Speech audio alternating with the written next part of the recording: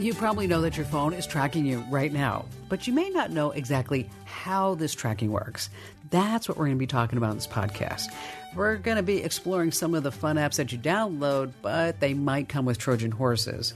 I'm not talking about viruses. I'm talking about secret trackers that you don't even know about. So many smartphone apps come with trackers that are collecting libraries of specific data on us. And where does all that data go? Well, straight into the hands of companies you've probably never even heard of. It's an essential part of the mobile app economy, and it's going to be going on for years. But the COVID-19 pandemic is bringing the shadowy behavior more into light. Welcome to Tech You Should Know. I'm Kim Commando, America's Digital Pro. And before we jump into the wild world of app tracking, I'd like to open up today's episode on a whammy from Malwarebytes. Their report on working from home has a shocking statistic. Get this, remote workers are now the source of up to 20% of cybersecurity incidents. Yikes. In other words, cyber criminals are hitting us hard. I'm not just talking about phishing attacks. We're also seeing a rise in ransomware hacks. And these are tough times. Many people are turning to public Wi-Fi for their remote work. A recent study from ExpressVPN examined the ways Americans' internet use has changed since the pandemic. It found that 32% of Americans needed free internet access from outside their homes. So while free internet can be super helpful, there's a big downside. Free public networks are notorious for poor security and privacy. And if you browse in public, someone's probably watching you. The hotspot operator could peek through your browsing history and see everything that you're doing. Other people sharing the network might find clever ways to just spy on you. They set up these fake networks. You connect to it, and then everything that you type goes through it. But there is a simple solution to take your privacy back. It's called encryption. I say simple, but there are a few layers to this issue that you need to know about. And we're going to talk all about it in today's podcast. Basically, you're going to learn how encryption can help you fight against the app tracking. And this is a major, major problem. Targeted advertising is one of the biggest enterprises on the web. Companies are so hungry for your data. It lets them target you with specific ads.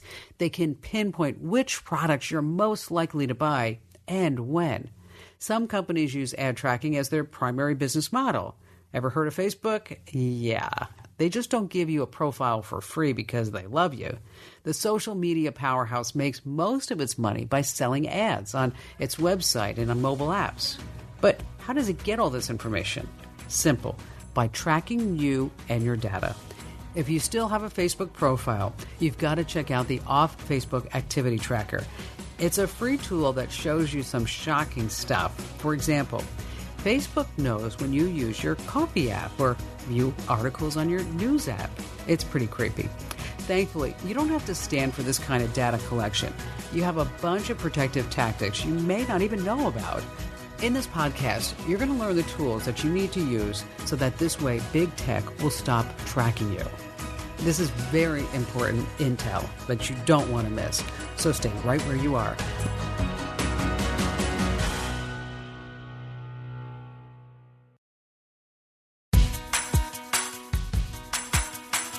How private is your internet history?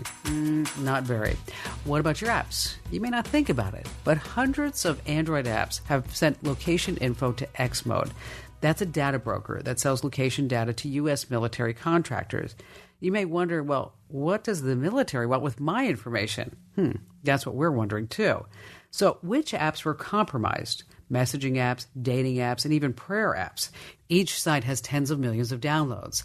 And get this, Xmode is just one of a dozen companies that buys and sells access to your location data.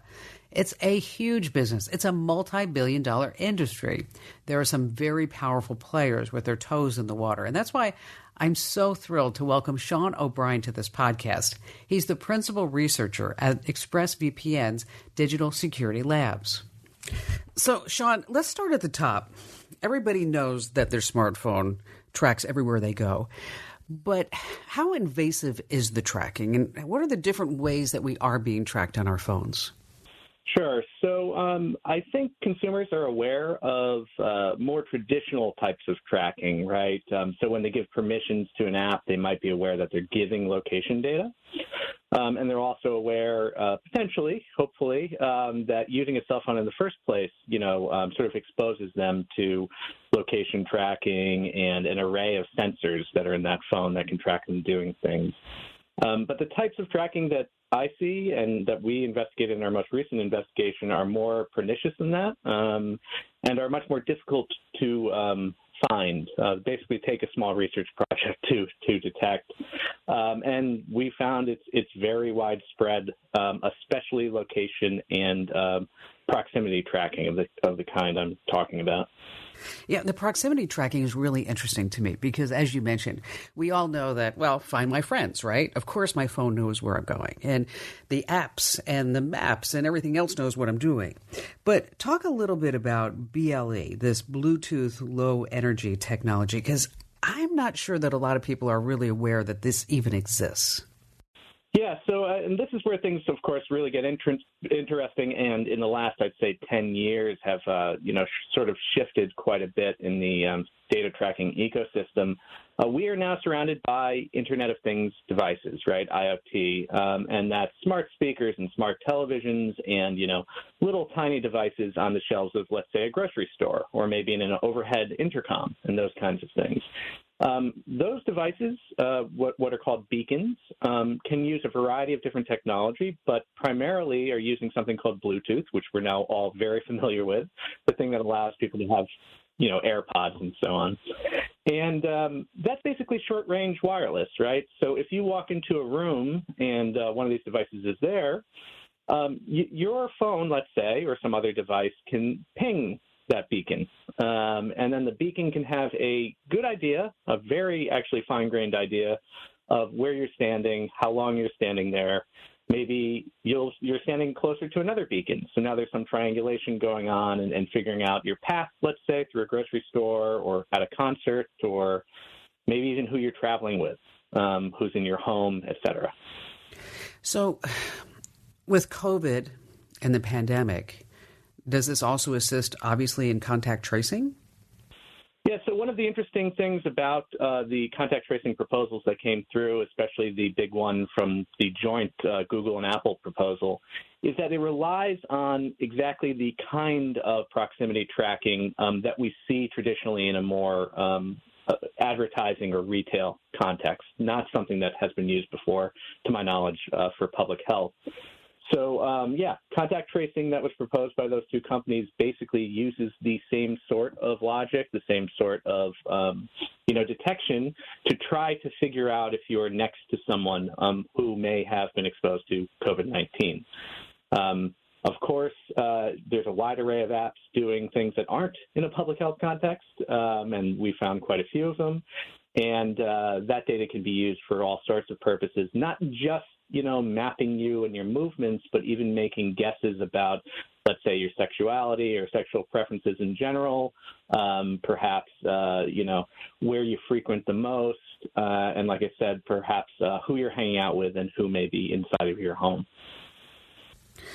And that just sounds so pervasive that we are carrying around this device and it's truly tracking, and it is. It's tracking everything that we do.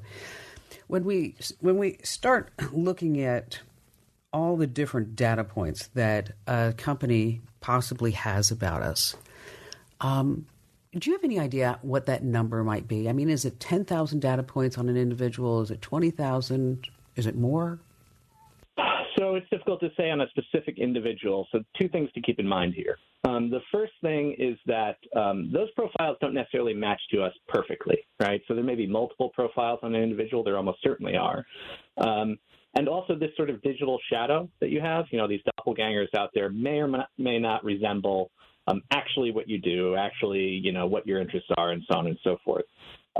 So there's a lot of junk data in there, too, and the data surveillance industry is quite aware of that. We're looking at, total, it's trillions and trillions of data points for the amount of people being surveilled. One of the trackers we looked into, location trackers, Quadrant, claims, millions of daily active users and billions of data points on those users, and that's just one of these location trackers. Okay, so you did this research. How long did it take you to pull all this together? It took us the better part of, I'd say, 6 weeks. Obviously, we do some background research as well. This is something that's part of a new initiative at ExpressVPN, a digital security lab. And we'll be doing some more interesting things, too, that will bear fruit and maybe a little smaller. But this was sort of our big, let's say, coming out party for Data Privacy Day. So. Your debutante. So you found trackers in 450 apps. Tell us about some of the trackers that you found. Sure. So 450 apps, they've been downloaded at least 1.7 billion times from Google Play. One of the ones that is primarily, sort of in the news recently is one called X Mode. That one has been, in a number of different stories in, the Wall Street Journal and Vice and TechCrunch and so on. And it's well known to have connections to other data providers who are sharing data with law enforcement and military. So it also is targeting specific ethnic groups and religious groups, for example, Muslims, and a wide range of folks across the spectrum through dating apps primarily. So they're a very interesting case. We sort of started by looking into them, found connections between them and other location trackers, and sort of expanded that circle outward until we had a cluster of 12 different location trackers that have, different degrees of relationships with each other. Now, I assume, but I'm just asking, that because nobody ever reads the terms and conditions of an app, we just see it and go, okay, sure, I accept. Is any of this disclosed in the terms and conditions of the app? So let's say the permission systems in these operating systems do give you, in Android and iOS, on an iPhone, they do give you a certain amount of information about what the app is doing, right? So Android might pop up location permissions for an app. The consumer just sort of taps on that and says, okay, maybe it's required for the functionality of the app. So it's a navigation app or some sort of mapping app, right? We looked at a lot of travel and navigation apps, for example. When the consumer is doing that, they may be giving consent, in a sense, but they certainly don't have the type of opt-in, freely given, informed consent that regulation like the GDPR would require for the type of data surveillance, location tracking that these trackers are doing. So, very, briefly, I don't think in any real way consumers are consenting to this. And as you say, terms and conditions nobody reads anyway, and we sort of reflexively click through. So it's a real problem. So you mentioned Google Play, and you can always read the reviews, and it's always sometimes pretty telling when you get in there. What about Apple's new initiative to put almost like a nutrition label on apps? Sure. Well, there's two initiatives that Apple is working on. The first one is the nutrition labels, and those are self-reported by the developers, right? So these snippets of code, software development kits or SDKs that we're classifying as location trackers, they have to be self-reported by the developers of the apps. The apps basically, build their app. They grab a bunch of code from around the internet, shove it into their app for a variety of different reasons. Maybe they need map functionality. Maybe they know full well what these trackers do. They don't always know exactly what's going on. They may be just looking for something useful for their app. And then they bundle that together and they publish it in Google Play. What I've found, personally dealing with app developers, especially small scale sort of startup, college students and so on, is they're often not even aware of what SDKs are being bundled in their app. So if they have to, for example, report on a nutrition label, the types of privacy issues, the types of permissions that are needed, et cetera, they wouldn't be able to do so. It takes basically studying your own app and being very careful about the libraries you're pulling in, whose code you're using, and so on. Gosh, you know what? That just sounds like a complete nightmare right there to try to unravel that. We're speaking with Sean O'Brien. He's the principal researcher at ExpressVPN's Digital Security Labs. And when we come right back, we're going to talk about what you can do in your life and some ways that you can avoid some of this tracking. And I mean, not all of it, but most of it. So stay right where you are.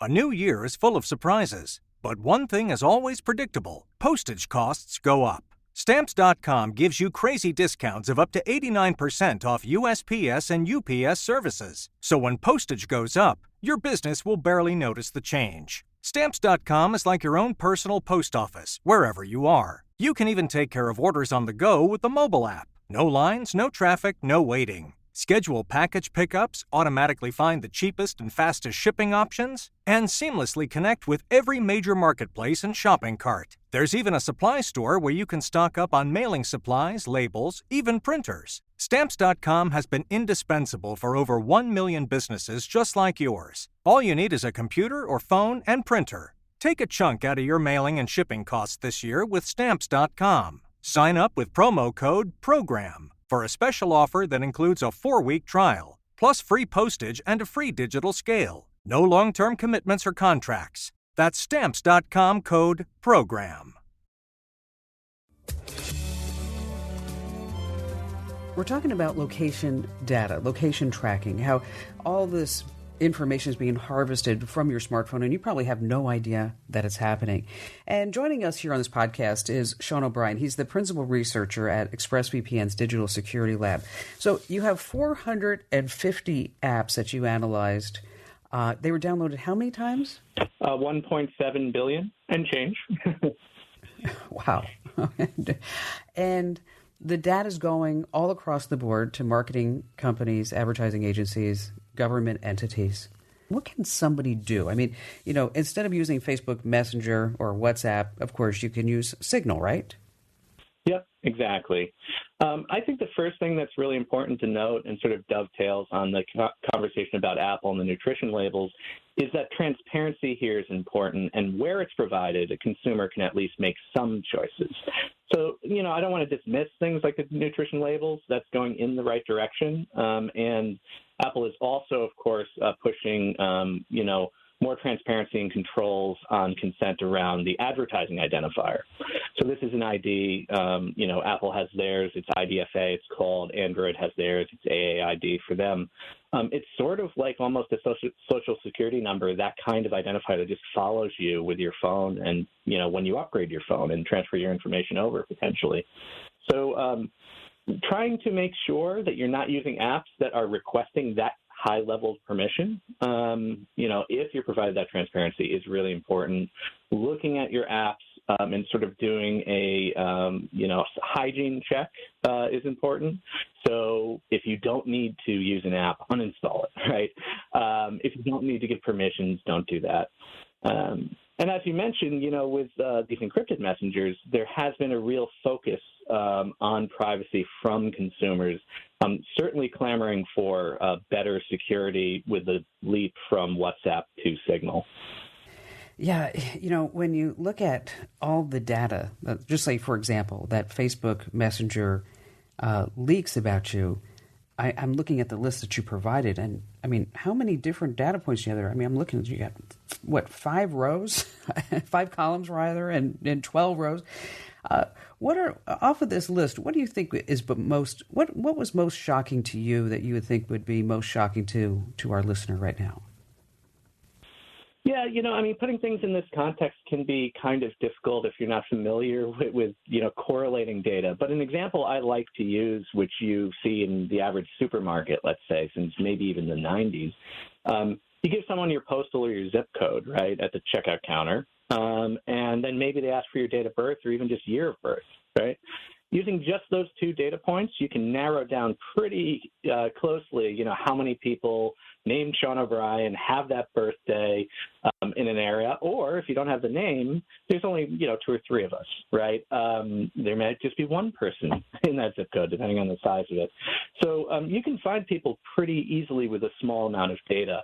This is exactly what goes on with Facebook Messenger and some of these other messengers.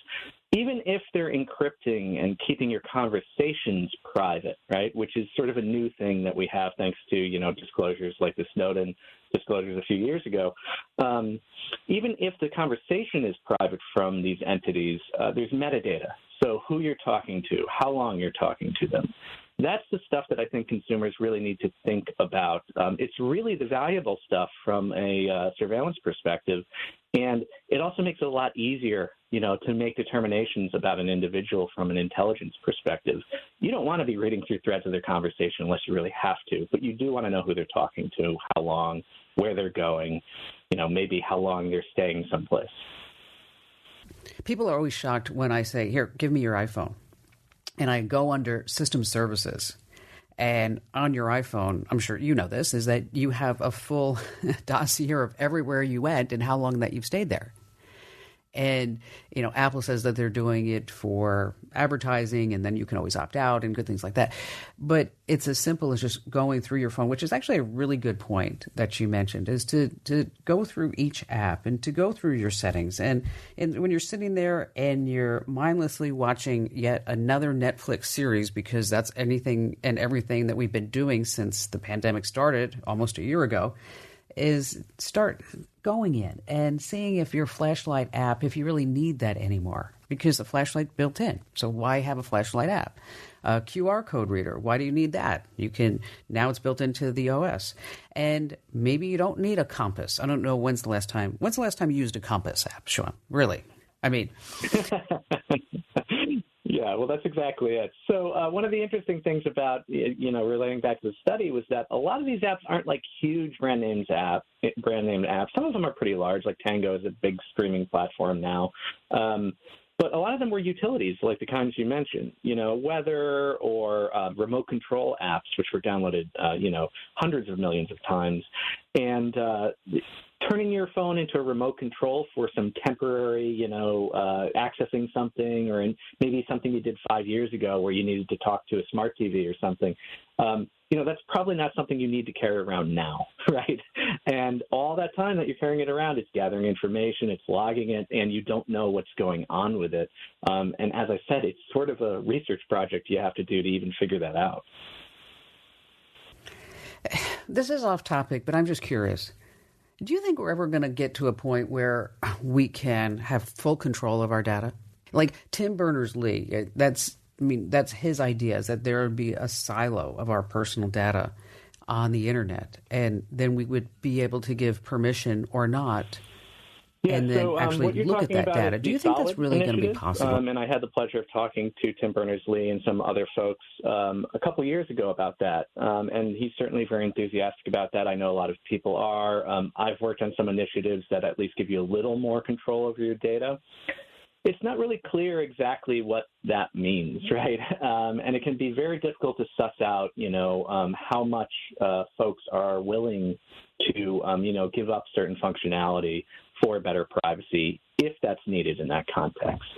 A very basic thing, just to use an example, right? We know Bluetooth is doing this kind of tracking, but people still want to use a lot of Bluetooth devices, right? This tracking is happening constantly over that channel. But are you really willing to turn off Bluetooth or even remember to do that, right? Even if folks are given technologies that, like maybe Solid will be awesome, right? It still takes a large amount of education, and there's a huge economy behind data. It's the thing that is sort of propping up the most powerful entities on the planet. You saw in the last year they've made trillions of dollars. Data is the thing powering that, and I don't think it's going to be very easy for those folks to give up control. Even if it is, we really need to have a lot of outreach. We really need to have a lot of education. It doesn't mean you don't stop fighting and pushing for these things. We've made some really good strides, right? But, yeah, it's going to be a hard battle.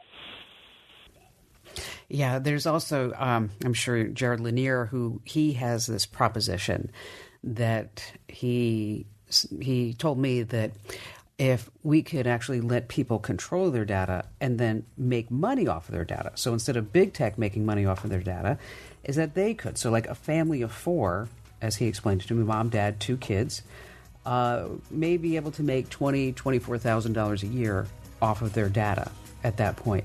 But we are so far away from that. We're speaking with Sean O'Brien. He's the principal researcher at ExpressVPN's Digital Security Labs. And when we come right back, we're going to talk about encryption. You know, we throw around the word encryption, but are you really sure what encryption is and how it works and what it does? So stay right where you are.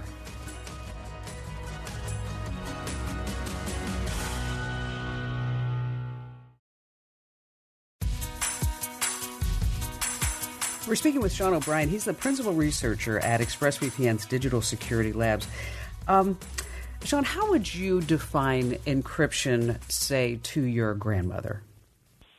And I have had to do that, certainly. So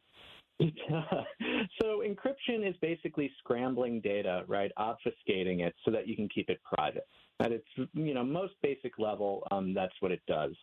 Mathematics is on our side in this regard. There's some very clever math that allows you to send data one way, right, and verify it on the other end and unscramble it. But if someone's snooping on that transfer, looking at that scrambled information, unless they have some other prior knowledge, this is when you hear people talk about keys and key transfer and all that, then they're not able to unlock it. So very basically, it's kind of like having a safety deposit box or something like that and sharing keys to it and then putting messages in that box. And then there are some numbers associated. I was trying to explain these numbers to my mother yesterday because she asked me, so what is the difference between 128-bit encryption or 256? She said, aside from double the numbers. How would you answer that? Sure. So computers get faster and faster all the time, right? 128-bit encryption is still crazy, difficult to unscramble. And the whole challenge here is trying to make things so computationally expensive, not only in the sense of processing power, right, but over time.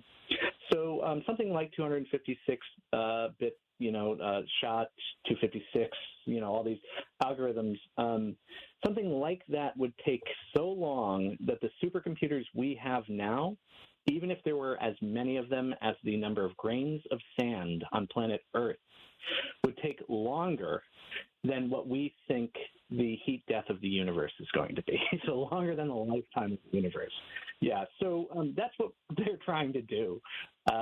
You probably hear about quantum and all these ways to break it potentially, but there's some workarounds for that too. So it's just trying to be really, really clever with math, do things that we can do to make it really hard to crack.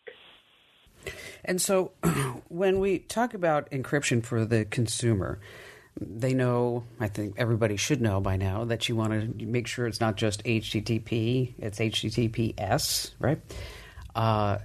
And you want to use a VPN, a virtual private network, because it kind of gives you that tunnel and that encryption so that the websites that you're visiting, that they can't tap into cookies because that's yet another tracking mechanism whereby they can harvest those cookies and then use them, and that's why you see that pair of ugly boots that you looked at once and that follows you all around on the internet.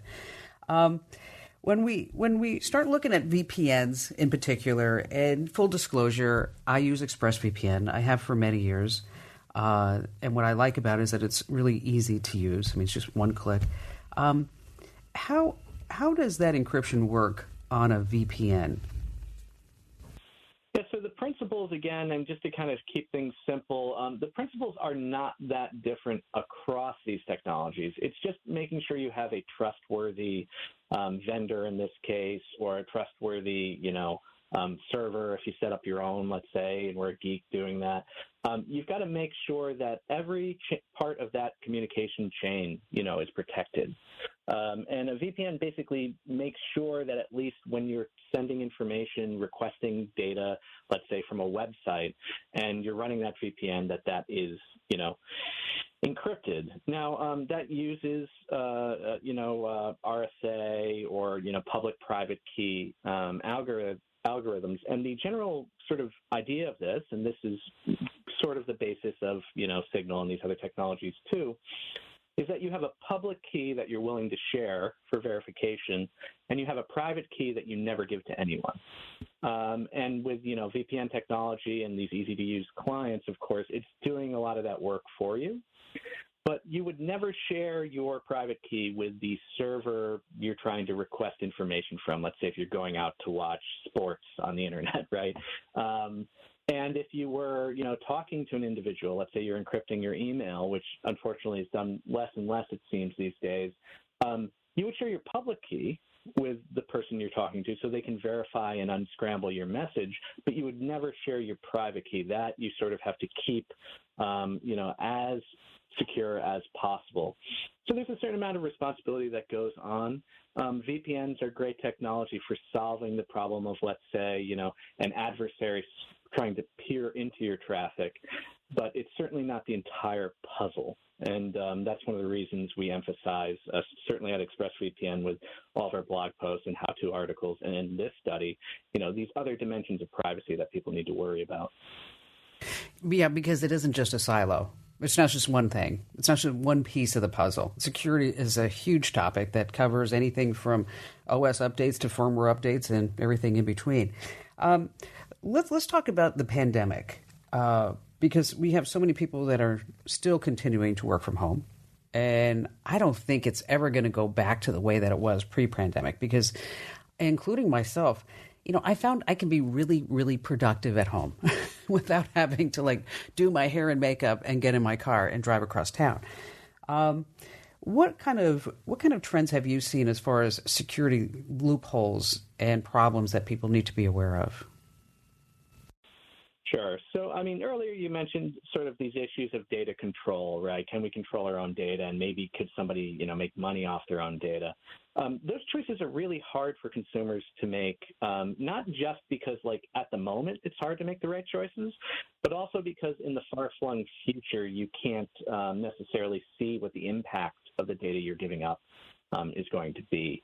That definitely happens, I think, a lot in a home context with the tools you choose to use and so on. I certainly see, and I think the cybersecurity reports over the last year have proven that when people are working from home, they let up their guard a little more. They tend to do things, for a transactional, just to get something done quickly. And they don't think the way that they might in a different context. So we're seeing lots of ransomware targeting people who work from home. We're seeing the traditional attack vectors like, email phishing being used. We're seeing a rise of, things like SMS and text messaging being used to deliver this malware or to steal someone's information. That kind of social engineering stuff is definitely on the rise. The other thing which is kind of distressing and where VPN can be certainly very helpful is that especially low-income folks, and there's a lot of people out of work, there's a lot of low-income students out there, they have to rely on public Wi-Fi more than they certainly should. So a survey we did at ExpressVPN found that 32% of the people we surveyed had to look for free internet access outside of the home.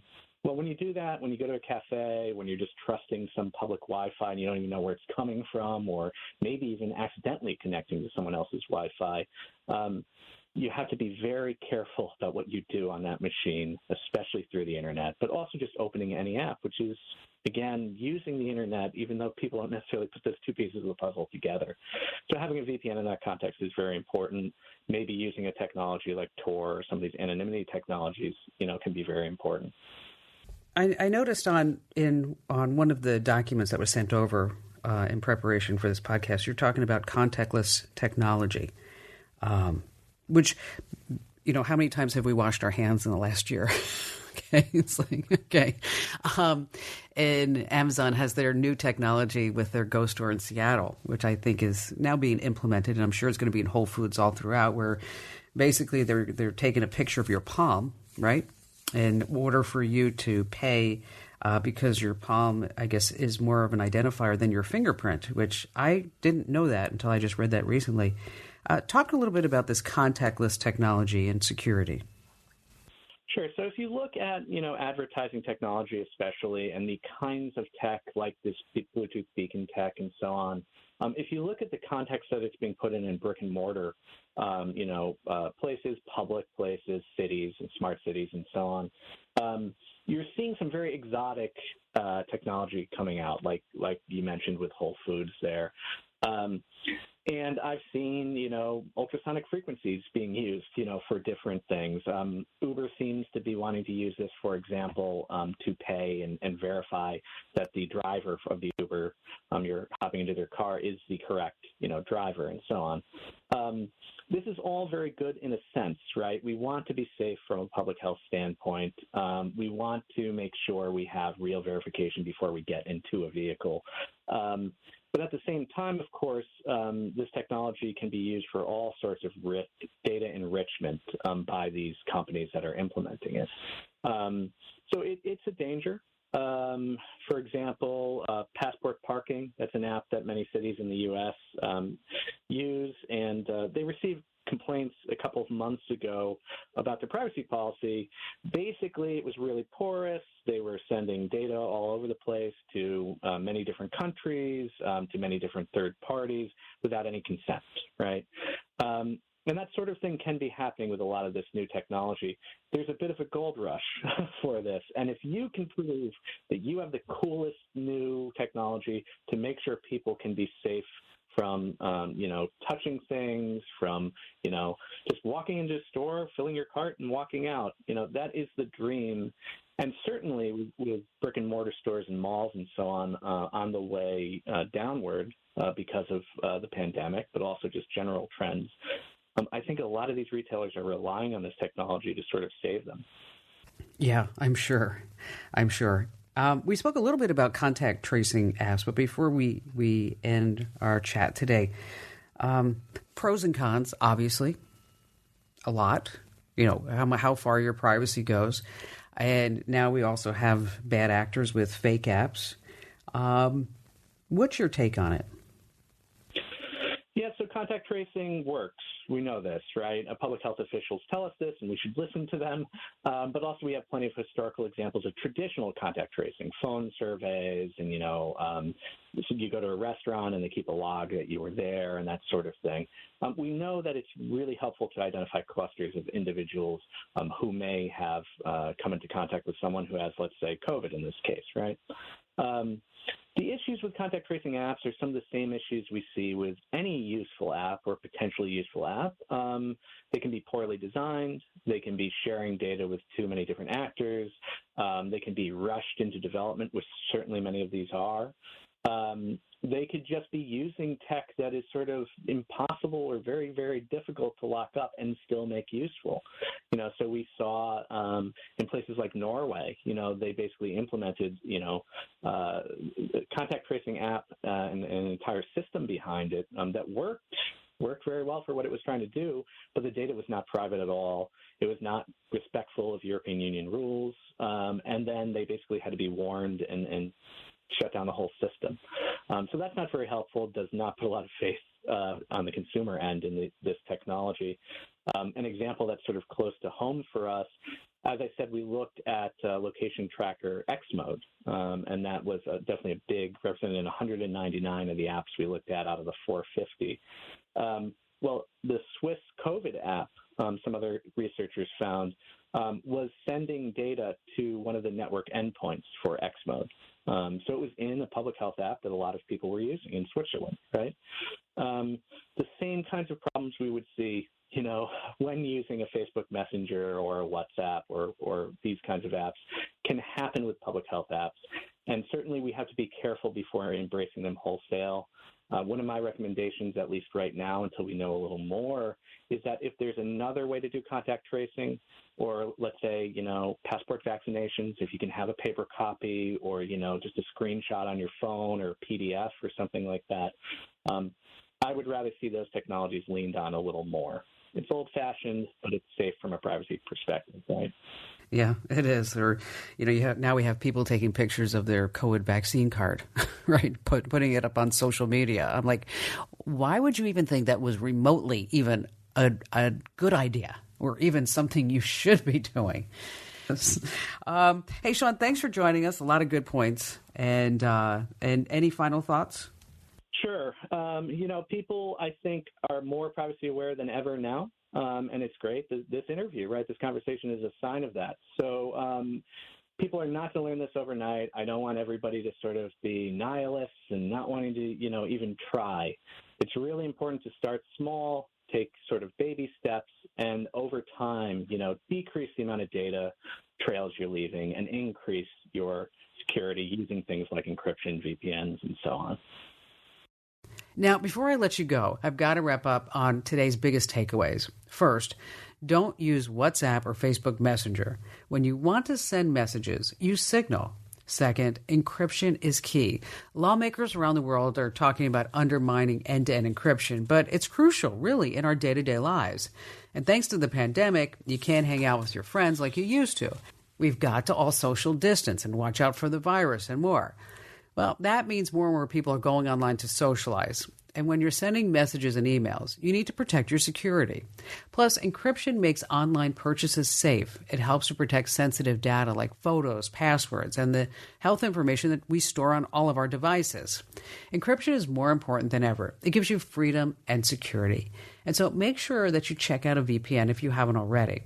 Rule number 3, be careful of security risks, especially if you're working remotely. And remember, we're all living in this touch-free revolution. As people fight COVID-19, companies are looking for new ways to limit that touch, and especially true for restaurants. For example, if you go to the Cheesecake Factory, you're not going to get a menu. You're going to get a QR code. That way, the menu pops up on your phone, so the restaurant doesn't have to worry about you getting germs or spreading germs. It's nothing personal, just trying to keep things safe. And when it comes to contact tracing apps, be careful.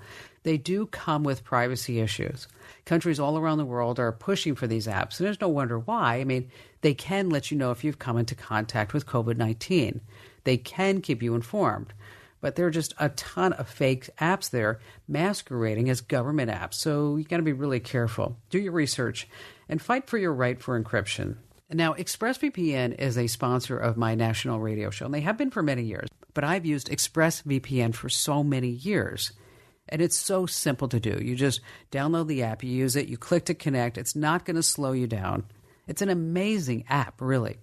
And as a listener of this podcast, you can get 3 months free on a 1-year package. Just go to this special address, expressvpn.com/Kim. That's expressvpn.com/Kim. It's just a few bucks a month. Well worth it. expressvpn.com/Kim. I'd like to give a huge thanks to Sean O'Brien for coming on the podcast today, Mike James for pulling it all together, and Serena O'Sullivan for all the reporting behind the scenes. We have to say thank you to our partners in this podcast because they help make them all possible. And you can stay up to date the easy way. Just drop by Komando.com every single day. That's with a K, of course. And if you'd like to dump Facebook, well, head over to the Komando community. We don't track, and there's no ads. And you can get a free 30-day trial over at GetKim.com. No promo code needed. That's GetKim.com. And I'd like to thank you for listening to our podcast. And if you learned just one thing, do me a favor, give us a great 5-star review wherever you do get your podcasts. I'm Kim Komando, and as they say, I'll see you on the radio.